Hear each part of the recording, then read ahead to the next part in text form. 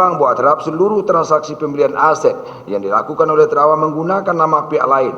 di atas dengan total nilai transaksi 44.133.482.100 rupiah merupakan pengeluaran yang dilakukan secara tunai oleh terdakwa di dalam melakukan pembayaran,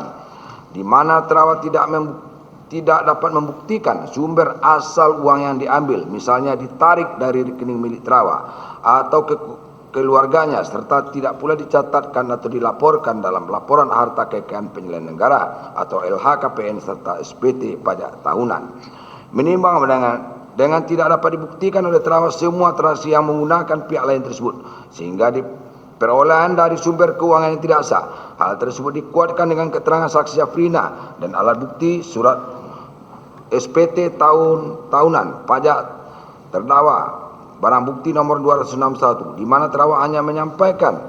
memiliki penghasilan sebesar Rp1.403.368.270 pada tahun 2018 dan Rp1.404.524 di tahun 2019, serta penghasilan dari usaha sebesar Rp80.537.500 dan Rp80.152.650 tahun 2019, serta alat bukti surat berupa LHKPN diketahui penerimaan oleh terdakwa tersebut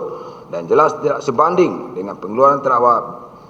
untuk membeli aset-aset sebagaimana telah tersebut di atas. Menimbang dalam perkara terdahulu terhadap terdakwa Angin Praeno Aji telah diputus oleh Pengadilan Tindak Pidana Korupsi pada Pengadilan Negeri Jakarta Pusat nomor 68 Pitsus TPK 2021 PN Jakarta Pusat.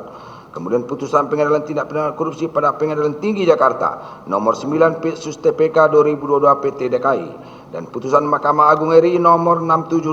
K Pitsus 2022 dan telah mempunyai kekuatan hukum tetap, di mana terdakwa telah dinyatakan terbukti bersalah melakukan tindak pidana suap. Terdakwa dari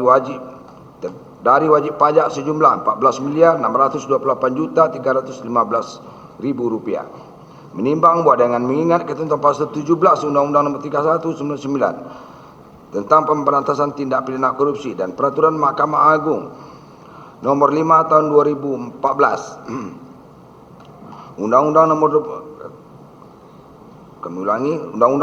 31 tahun 99 Yunto Undang-Undang Nomor 20 tahun 2001 untuk itu, kepada terdakwa akan dijatuhi hukuman pidana tambahan berupa uang pengganti sebesar Rp3.337.500.000. Menimbang bahwa dalam perkara ini telah disita antara lain berupa uang tunai berbentuk mata uang rupiah dan mata uang asing, sebagaimana tercantum dalam barang bukti sebagai berikut.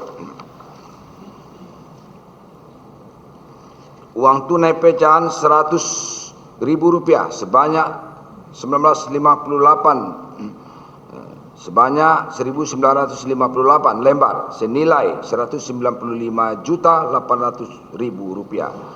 Uang tunai pecahan Rp50.000 sebanyak 210 lembar senilai Rp10.500.000. Satu buah amplop putih yang berisi uang tunai pecahan USD 100 dengan jumlah 20 lembar senilai $2.000.